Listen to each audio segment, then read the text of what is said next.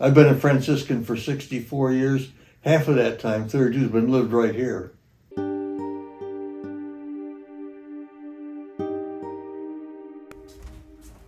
I heard about this place called Mount Irenaeus.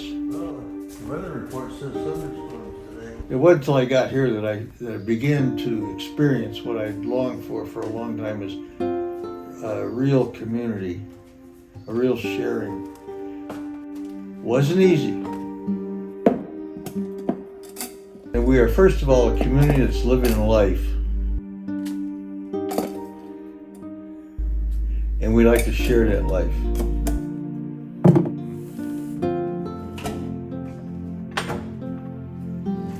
It wasn't until I got here that I really began to live the Franciscan life of community. Jesus told his disciples, if anyone... Lou is definitely an anchor of the mountain community. Belonging to a community, this idea of sharing a life. What was building was something inside of me first. I wanted to work with a little older age group people in the area of spirituality. A lot of times when I hear all the hard stuff going on here in the world, I don't know what to do with it. I go up to chapel and I sit in front of the Blessed Sacrament for a while. Just go sit there quietly and leave it. The whole thing about prayer is intentionality. Breathing consciously is the deepest prayer that anybody can ever do it. Take a picture of that diamond in the middle of the... guy says to Lucio, boss, you let me put that diamond in and I'll never drink again. He put that diamond in and has been sober ever since. But love your enemies, do good and lend, expecting nothing in return. His homilies are wonderful. All that he's just talking about. I could never do all of that. People get a lot out of it. They tell us that.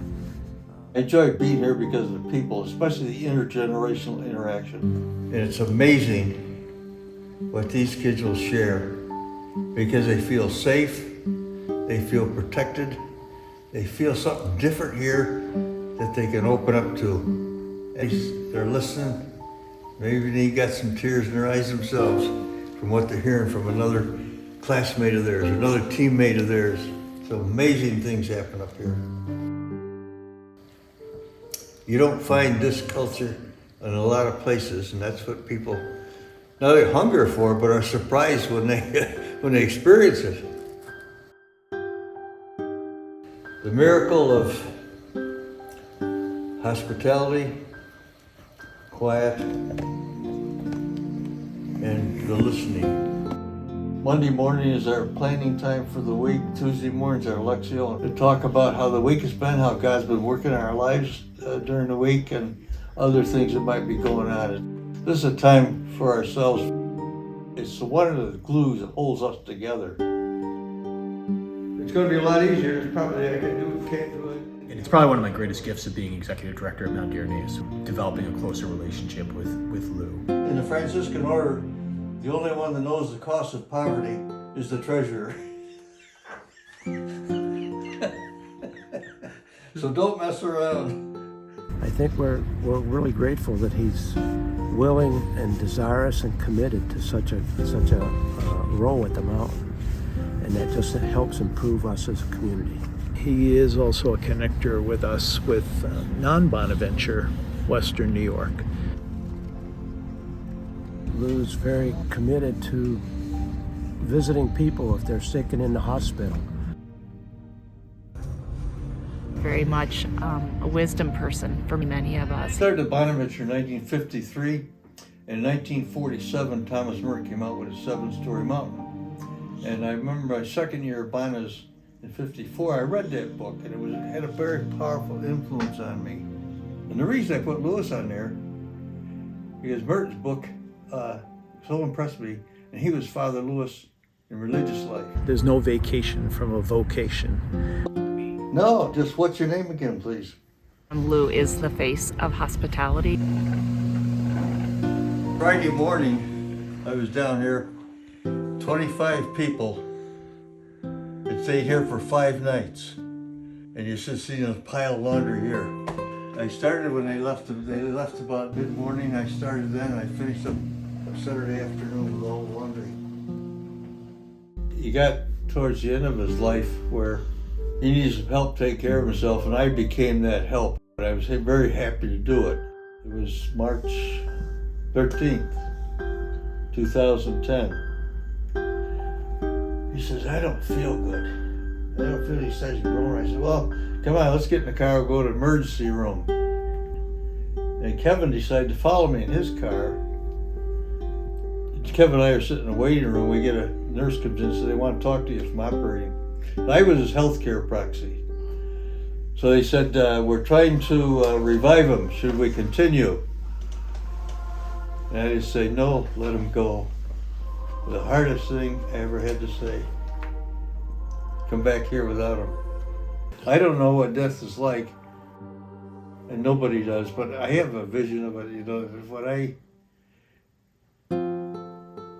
when I die, there's Jesus. He's going to hug me, going to say, welcome.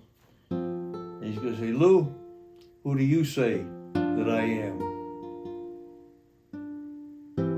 He's not going to listen to any textbook answer I got. He's going to look at the life I've lived as my answer to that question.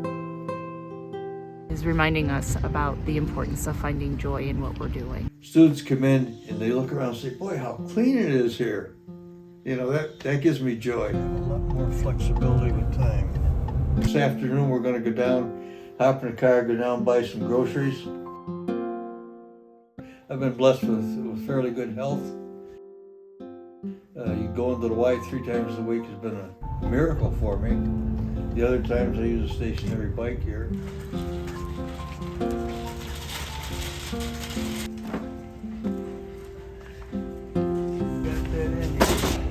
Gluten-free brownies, because Kevin has to have gluten-free stuff.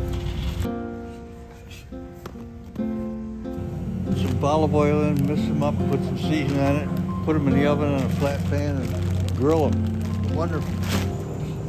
Milk.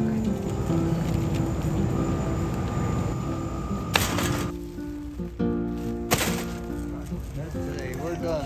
Take care. Hey, have a great day. You too, thanks. We'll see you next time. I hope so. Open his eyes, says, don't hold me back from leaping into the mystery of God.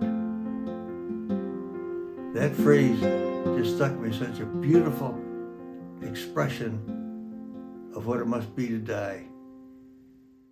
Lou has just aged in such a beautiful way, and it's been an incredible gift for me, and an absolute gift that Lou has given to the world. I'm looking for the complete life with God.